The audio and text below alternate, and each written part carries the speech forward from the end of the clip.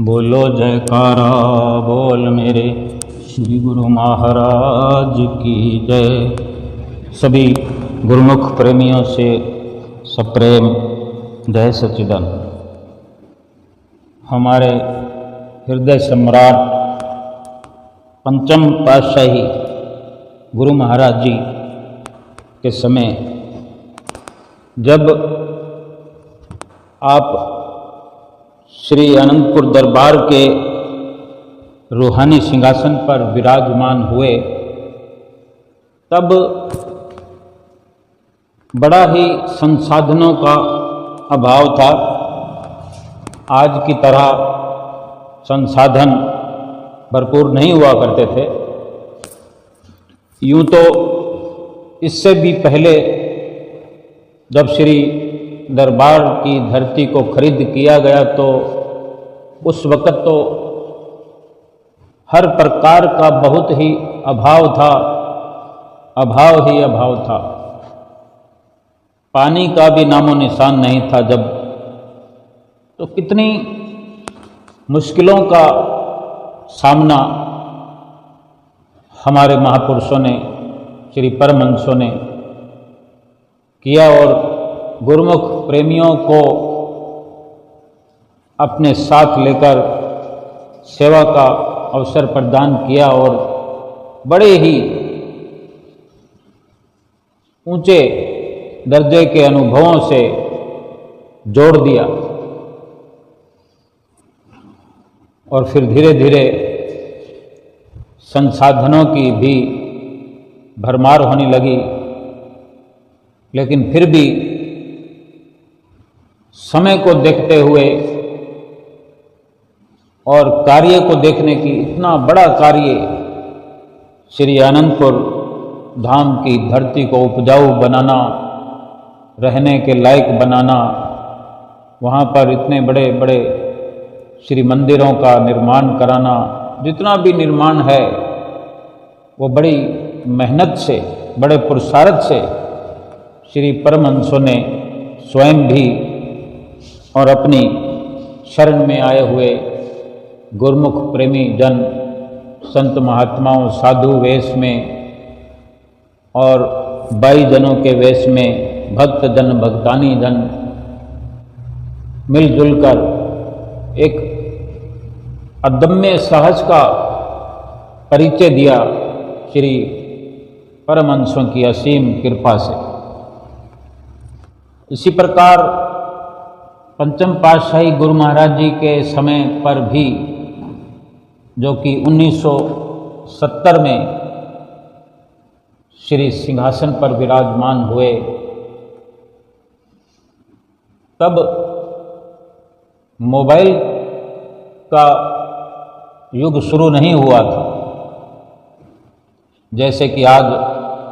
हर इंसान के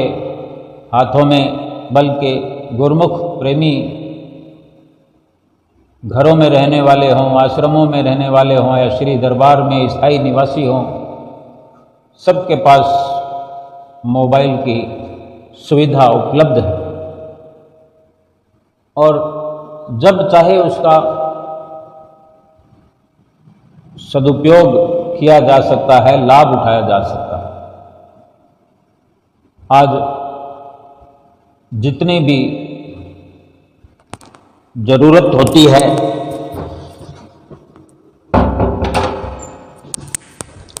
कि कहीं भी फोटो निकालना हो, किसी बागीचे का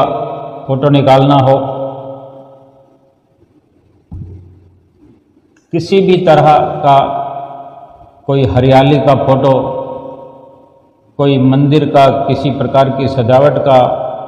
तुरंत मोबाइल जेब से निकालकर फोटो शूट कर लिया जाता है और अपने आप को किसी बगीचे में खड़ा करके, बैठ करके फोटो निकालते हुए गुरुमुख प्रेमी अक्सर देखे जाते हैं। तब कि ये लीला है पंचम पातशाही गुरु महाराज जी की, जब मोबाइल नहीं था, लैंडलाइन फ़ोन हुआ करते थे ऑफिस में, क्योंकि ये भी बहुत दूर की कौड़ी उस वक़्त थी। धीरे धीरे पहले लैंडलाइन का आना हुआ, शुरुआत हुई, फिर आगे चलकर मोबाइल की भरमार होती चली गई। लेकिन ये लीला बहुत पुरानी है, जब मोबाइल का युग नहीं था। सो एक बार श्री गुरु महाराज जी श्री 108 श्री पंचम पातशाही जी ने अखंड धाम में कृपा फरमाई। वहाँ जो कि आश्रम का निर्माण हो रहा था और शाम का समय था, और वहीं आसपास में ही जैसे खेत होते ही हैं कि जहाँ आबादी नहीं हुआ करती, शहर से दूर जो आश्रम बनते हैं, बड़े आश्रमों का निर्माण होता है, वहाँ आसपास आबादी नहीं होती, कम से कम होती है। तो वहाँ खेती वाली ज़मीन थी, खेत थे। तो एक भगत का खेत था पास में, वहाँ श्री गुरु महाराज जी पंचम पातशाही जी एक कुर्सी पर विराजमान थे, और महात्मा जन जितने भी श्री गुरु महाराज जी के साथ में और वहाँ आश्रम में और जो आसपास से आए हुए सभी महात्मा जन वहाँ पर उपस्थित थे, बैठे हुए थे। तो जो दर्शनों का लाभ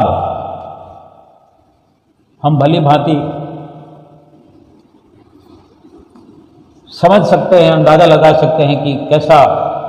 मन लुभावन वो नज़ारा, वो दृश्य रहा होगा। हम अगर अभी कल्पना करें कि इसी प्रकार हम श्री गुरु महाराज जी के पंचम पातशाही गुरु महाराज जी के दर्शन कर रहे हैं, हमारे आस पास ही आश्रम का निर्माण हो रहा है, श्री गुरु महाराज जी वहाँ पधारे हैं, उनका आगमन हुआ है, तो सभी लोग हम आसपास के गुरुमुख प्रेमी अपने आप को सौभाग्यशाली समझते हुए हम श्री गुरु महाराज जी की नज़दीकी में बैठे हों। श्री गुरु महाराज जी कुर्सी पर विराजमान हैं, और अगर हमसे श्री गुरु महाराज जी बातचीत कर रहे हों, या हमारे ही बीच किसी महात्मा जी से, किसी भगत जी से श्री गुरु महाराज जी बात करें, और वह मधुर आवाज़ बिना स्पीकर के, बिना माइक के हमारे कानों में घुल जाए, तो कैसा अनुभव हमारा होगा। हम इसी को अपने सामने एक चलचित्र की तरह महसूस करते हुए समझें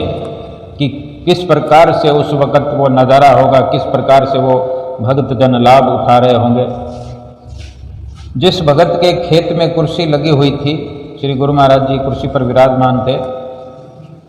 तो उस खेत का जो उस खेत वाला जो भगत था, वहाँ बैठे बैठे क्या किया कि वो उठकर वहाँ से चला गया, और वहीं पास में एक पेड़ था, बिल्कुल नज़दीक, पेड़ के पीछे छुपकर खड़ा हो गया और छुपकर अपने कैमरे से श्री गुरु महाराज जी का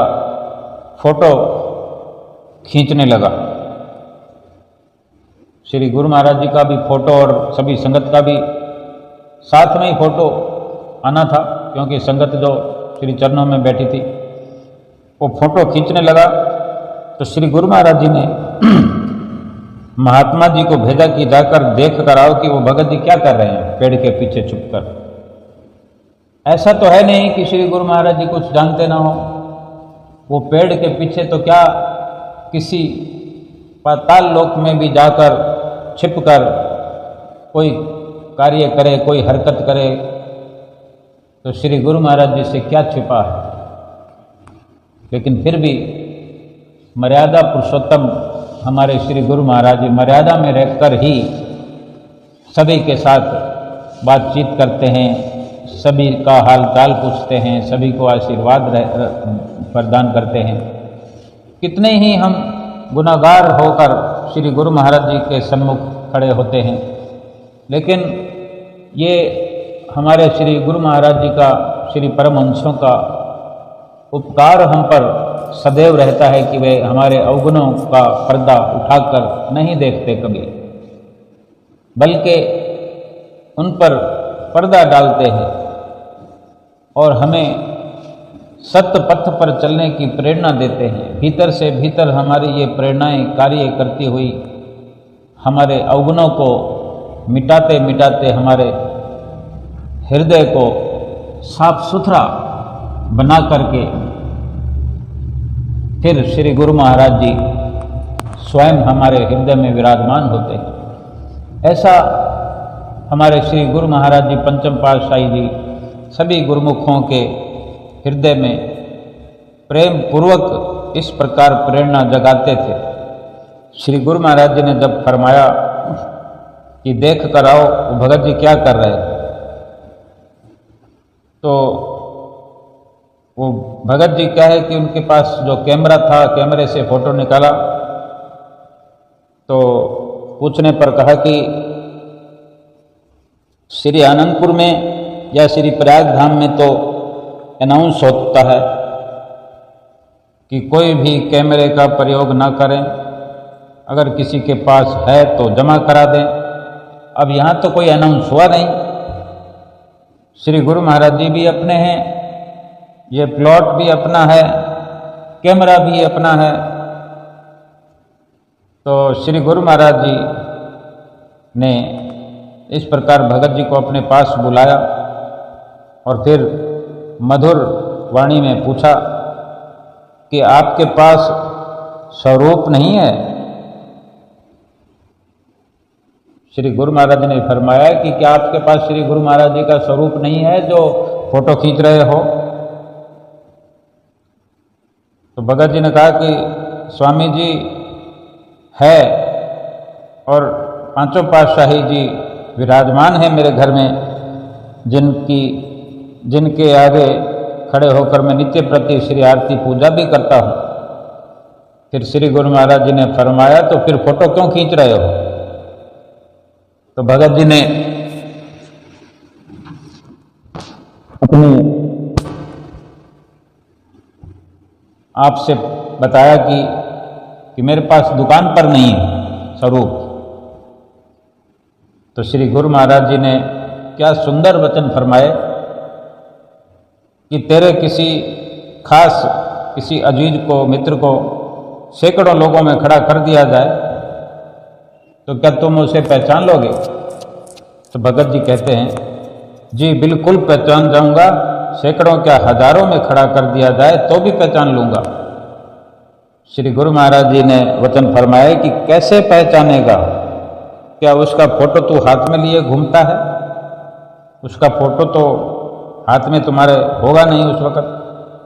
तो भगत जी कहते हैं उसके नैन नक्श बसे हैं मेरी आंखों में,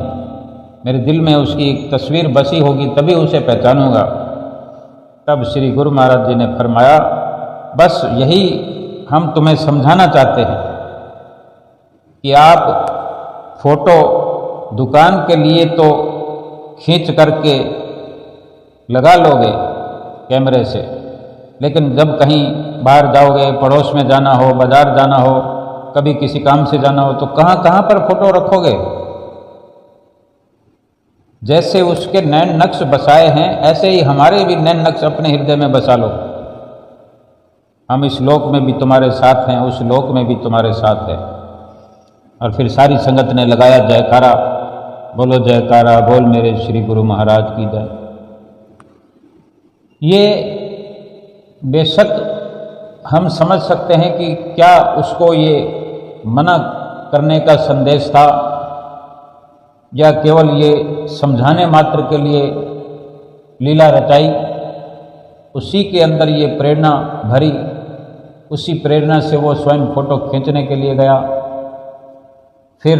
उसी को नज़दीक बुलाया और उसी के माध्यम से सबको समझाया। हम सबको, आज हम सब जितना भी इस बात को जानेंगे, समझेंगे, हमारे सब के लिए वो संदेश था, लेकिन ये इस रूप में तब की लीला आज सुनने को भली मिली, लेकिन इससे पहले भी किसी न किसी रूप में तो हम सुनते ही रहे हैं, किसी न किसी तरीके से समझते ही रहे हैं। महापुरुषों का केवल मकसद इतना ही होता है कि हमको बहुत बड़ी और बहुत गहराई की बात समझाना चाहते हैं,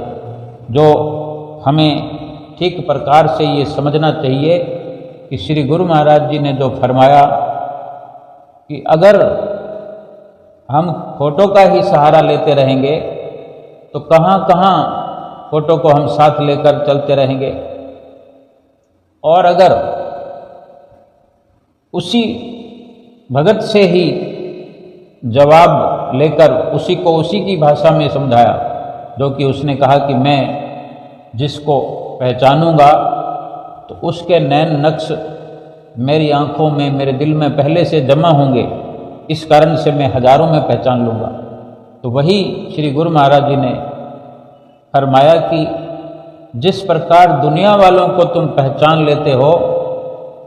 उनके नैन नक्श तुम्हारे भीतर बसे होते हैं, उनका ख्याल तुम्हारे भीतर लगा होता है, तो हमारे भी नैन नक्श अपने आँखों में बसा कर रखो, अपने हृदय में बसा कर रखो। जहाँ भी जाओ याद करो, इस प्रकार से याद तुम्हारी बनी रहे तो हम इस लोक में भी तुम्हारे साथ हैं और परलोक में भी तुम्हारे साथ हैं। कितने सुंदर वचन सभी के सन्मुख श्री गुरु महाराज जी ने फरमाए। और आज हम भी ये विचार करें, हमारी नित्य प्रति एक कुछ विचलित करने वाली सोच उजागर होती है कि श्री गुरु महाराज जी हमारे मस्तक पर दिखाई नहीं देते। अगर हम उनके नैन नक्श को अपने भीतर में, उनके नैन नक्श को अपने आँखों से फोटो खींचकर, आँखों के कैमरे से फोटो खींचकर अपने हृदय में विराजमान करेंगे, तो क्यों नहीं मस्तक पर श्री गुरु महाराज जी हमें दर्शन देने के लिए नहीं आएंगे? बिल्कुल आएंगे। और जब चाहे उनको इस प्रकार से उनके नैन नक्श को याद करते हुए हम अपने आँख बंद करके, आँख खुली रख के कभी भी किसी भी प्रकार से उनके दर्शनों का लाभ प्राप्त कर सकते हैं। लेकिन हम अधिक से अधिक भी नहीं, बल्कि पूरा का पूरा समय अपने संसारिक वातावरण में लगाए हुए, संसारिक मित्रों, संबंधियों, कुटुंबियों से, परिवार वालों से जो घुल मिल कर रहते हैं, उन्हीं के नैन नक्श हर वक्त हमारे भीतर में प्रवेश बार बार करते रहते हैं। उन्हीं के नक्श हमारी आँखों में बसते हैं। बेशक उनका फोटो खींचें या ना खींचें, लेकिन हमारी आँखों के द्वारा हर पल संसार का नक्शा हमारे भीतर प्रवेश करता रहता है। और इसी कारण संसार की याद बड़ी गहराई से हमारे सामने बंद आंखों में भी उपस्थित होती है, और खुली आंखों में भी उन्हीं का एहसास हमारे साथ लगा रहता है। लेकिन जिस प्रेमी को, गुरुमुख को ये ठीक प्रकार से समझ आ जाती है, जो ठीक प्रकार से अपने भीतर ये एक सच्चाई को बिठा लेता है जहन में, दिलो दिमाग में, कि जो अक्ष आँखों में बसा होता है, जिनका प्यार हृदय में बसा होता है, जिनका मोह इस जीवन में बढ़ता चला जाता है, फिर उन्हीं के अनुसार इस पूरे जीवन का हश्र होता है। इस मनुष्य जन्म का फिर वही लाभ और हानि बन जाता है। यानी अगर संसार का प्यार बसा हुआ है, संसार का नैन नक्श हमारे भीतर में जमा हुआ है, हर वक्त उन्हीं की याद आती है, उन्हीं के चेहरे हमें दिखते रहते हैं, खुली आंखों से क्या, बंद आंखों से क्या, तो फिर ये हानि वाला जीवन बन के रह जाता है। और अगर एक सत्यता के साथ सत्य पथ पर चलते हुए गुरुमुख का जीवन अगर भली भांति इस प्रकार से सचेत होकर व्यतीत होता है कि अगर संसार का, परिवार का, मित्रों का, संबंधियों का अगर नैन नक्श हमारे भीतर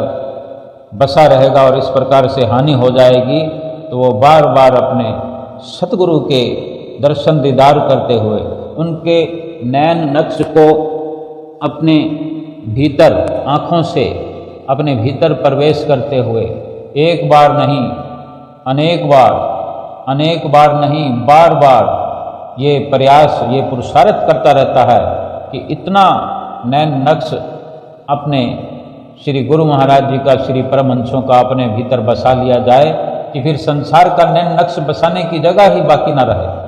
कहीं कोई कोना बाकी ना रहे,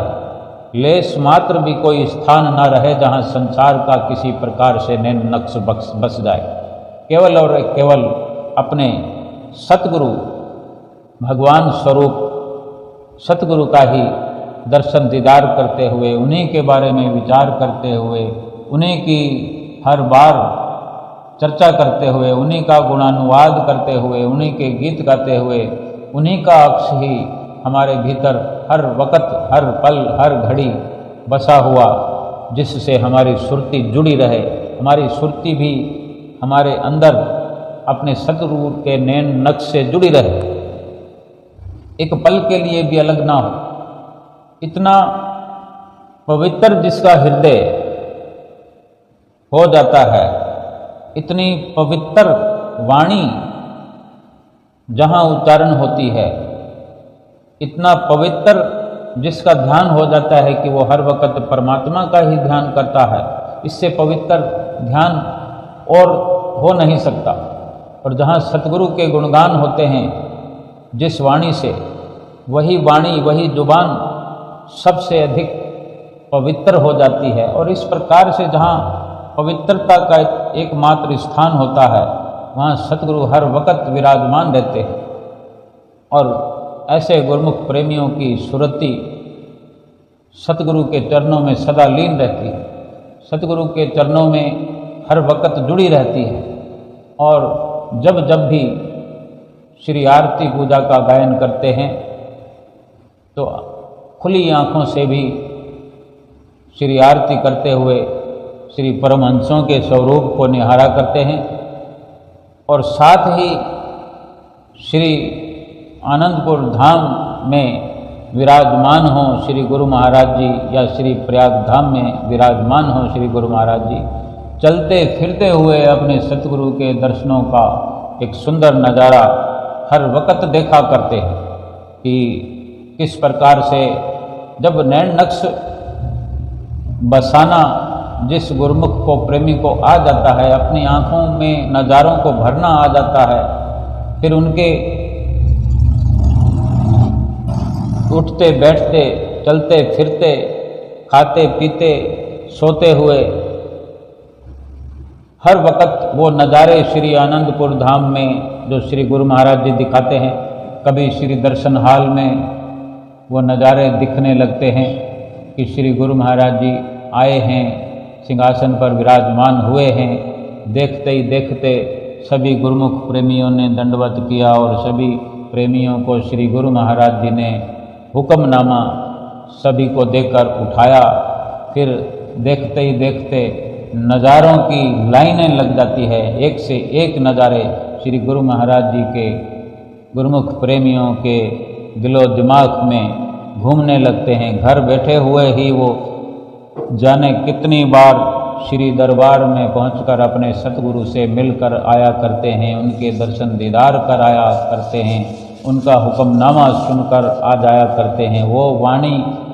अमृत रस घोलते हुए गुरुमुख प्रेमियों को निहाल करती रहती है। किस प्रकार फिर श्री गुरु महाराज जी श्री दर्शन हाल में दर्शनों से निहाल करते हुए, सबको कतार्थ करते हुए, वो मन लुभावन लीलाएं देखते हुए श्री गुरु महाराज जी श्री दर्शन हाल से बाहर पीछे अंदर की ओर कृपा करते हुए फिर श्री कार में विराजमान होकर तुरंत देखते ही देखते श्री कार में विराजमान होकर सैर के लिए जाया करते हैं। और गुरुमुख प्रेमी भीड़ लगा करके श्री कार के आने की राह देखते हैं और श्री गुरु महाराज जी श्री कार के भीतर से दोनों शीशों, दोनों खिड़कियों के शीशे खोलकर दोनों कर कमलों से इधर और उधर आशीर्वाद प्रदान करते हुए श्री कार में जा रहे हैं। और गुरुमुख प्रेमी भाग पड़ते हैं श्री कार को हाथ पकड़ के, कोई शीशे की तरफ, खिड़की की तरफ। इतना आनंद गुरुमुख प्रेमी घर बैठे ही वो महसूस करते हैं, क्योंकि उन्होंने उन नज़ारों को अपने भीतर में भर लिया है। उन नैन नक्शों को श्री गुरु महाराज जी को कभी श्री कार में विराजमान हुए नज़ारों को अपने भीतर समेट रहे हैं, कभी श्री दर्शन हाल के दार्शनिक नज़ारों को, कभी श्री मंदिर जी में श्री आरती के समय सुबह सवेरे जब श्री गुरु महाराज जी श्री कार से नीचे कृपा करते हुए महात्मा जनों की ओर से लंबी पट्टी, चरण पट्टी बिछी हुई जिस पर आप धीरे धीरे चलते हो और सभी गुरुमुख प्रेमियों को आशीर्वाद प्रदान करते हुए धीरे धीरे चलते हुए जब वेदी में,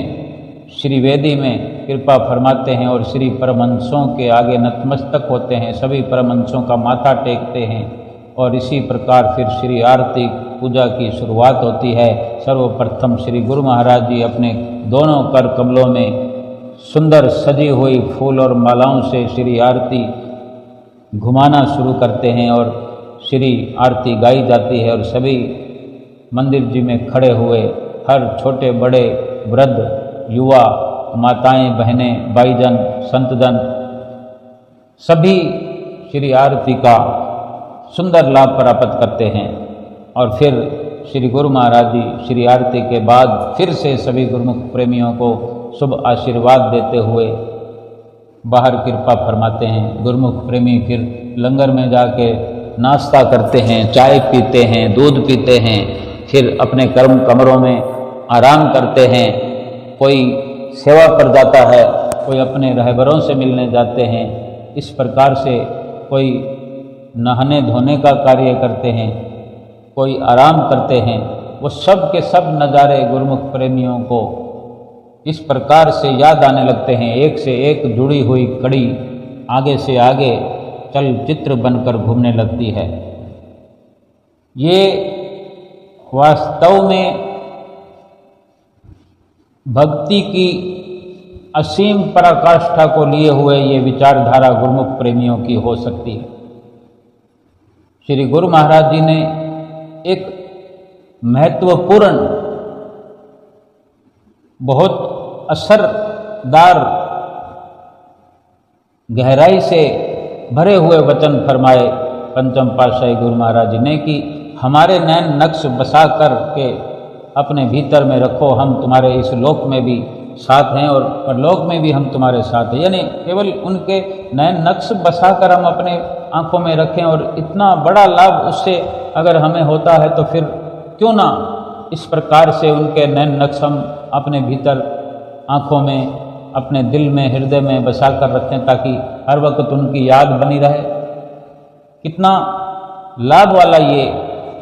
गुरुमुखों प्रेमियों के लिए ये सौदा है और इतने सस्ते में प्राप्त किया जा सकता है। ये भक्ति का भरपूर खजाना है। ये एक बहुत बड़ी गहराई की और बहुत समझने वाली बात है, क्योंकि श्री गुरु महाराज जी ने भी फरमाया उस प्रेमी को, हमारा मकसद केवल तुम्हें समझाना है। हम तुम्हें यही समझाना चाहते हैं कि आप जहाँ भी जाओगे फोटो के माध्यम से लाभ नहीं उठा सकते। हमें अपनी आंखों में बसा के रखो और जहाँ भी याद करोगे हम तुम्हारे साथ हैं।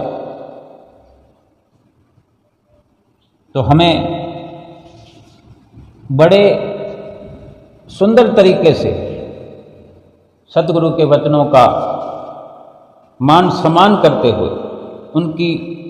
आज्ञा पर मनन करते हुए कि कितनी उनकी असीम कृपा होती है जो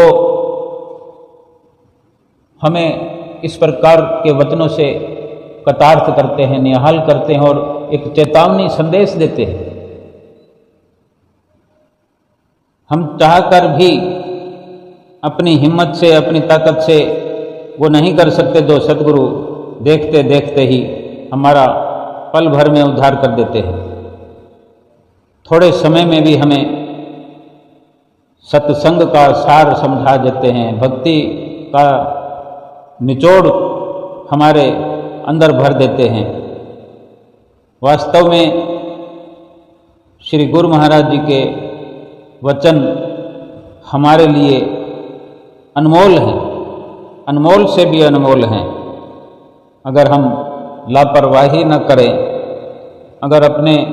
सतगुरु के वचनों से इत्तेफाक रखें, अगर अपने सतगुरु से एक हार्दिक सच्चा प्रेम करें, अगर सच्चा प्रेम न करते होंगे तो फिर उनका नैन नक्श भी हम अपनी आंखों में नहीं बसा सकते। और चाहे कितने देर दर्शन दीदार करते रहें, कितना उनका सत्संग सुनते रहें, अगर उन्हें दिल से हम प्यार करते होंगे, दिल से उन्हें चाहते होंगे, तभी उनके नैन नक्श हमारे आंखों में बस पाएंगे, हमारे हृदय में बस पाएंगे। और फिर हर वक़्त उनके गुणानुवाद, उनकी महिमा, उनका गुणगान हम कर पाएंगे। इसीलिए ये अधिक जरूरी है कि उनसे हार्दिक सच्चा प्रेम हम करें, पहले से अधिक अपना हार्दिक प्रेम बढ़ाएं। पहले किस प्रकार से हम करते हैं, सच्चा है कि झूठा है, क्या हमारा प्रेम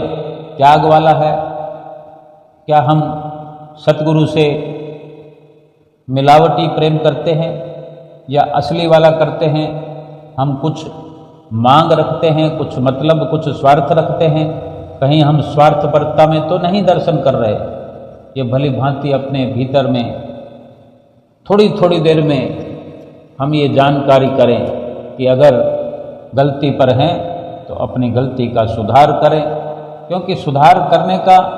अवसर समय रहते ही होता है। समय निकल जाने पर तो फिर भोग बन जाता है, फिर लाभ या हानि जो कुछ भी होना है वो तो हो जाता है, निश्चित हो जाता है। और अगर सुधार करने की ज़रूरत है तो पहले ही सुधार करके, अगर लाभ से दूर हैं, हमारी चित्तवृत्तियाँ कहीं नुकसान की ओर लगी हैं, तो अपनी चित्तवृत्तियों को वहाँ से समेट कर लाभ वाली स्थिति में हम ला सकते हैं और लाभ प्राप्त कर सकते हैं। संसार का अगर हम प्रेम करते हैं, संसार से सुरती लगाते हैं, तो संसार के प्रेम करने से, संसार में सुरती लगाने से केवल और केवल दुखों की प्राप्ति होती है। ये भी हमें भली भांति समझ होनी चाहिए कि संसार में कोई अच्छा बुरा, बड़ा छोटा, अपना पराया, कोई भी लाभ दिलाने वाला नहीं है इस दुनिया में। सतगुरु के सिवाय, सतगुरु की भक्ति के सिवाय, सतगुरु के वचनों के सिवाय कहीं किसी प्रकार का लाभ इंसान को नहीं हो सकता। सतगुरु के वचनों में लाभ है। वचनों को सुन करके उस पर अमल किया जाए तो सतगुरु के वचनों से लाभ है। सतगुरु के दर्शन करते हुए उन दर्शनों को अपने भीतर बसाया जाए और सतगुरु की जो भक्ति प्राप्त होती है, इस प्रकार जो सेवा की बख्शिश होती है, उस सेवा से भी प्रेम किया जाए कि ये मेरे अपने लिए है। शरीर को कोई भी दुखों का किसी प्रकार से दुख घेर नहीं सकते, दुखों का घेरा नहीं बन सकता शरीर को। शरीर स्वस्थ सेवा से हो जाता है। और जो चित्तवृत्तियां संसार में लगकर कलेश, कलह कल्पनाओं का अनुभव करती हैं, कलेश और कल्पनाओं में घिर जाती हैं, उसी सुरती को अगर सतगुरु के चरणों में, उनके दर्शन दीदार में लगा कर रखें तो कलह कलेशों से बिल्कुल से छुटकारा हो जाता है। ये जीव सत्य में समाया हुआ और सत्य इस जीव में समाया हुआ खुशियों में झूमता हुआ हर पल हर घड़ी इस मनुष्य जीवन का लाभ प्राप्त करता है। और इसकी जो जीवात्मा है वो इस प्रकार से प्रफुल्लित होती है कि इस जीवात्मा से जो कर्मों का बोझ है, इस प्रकार सतगुरु की चरण शरण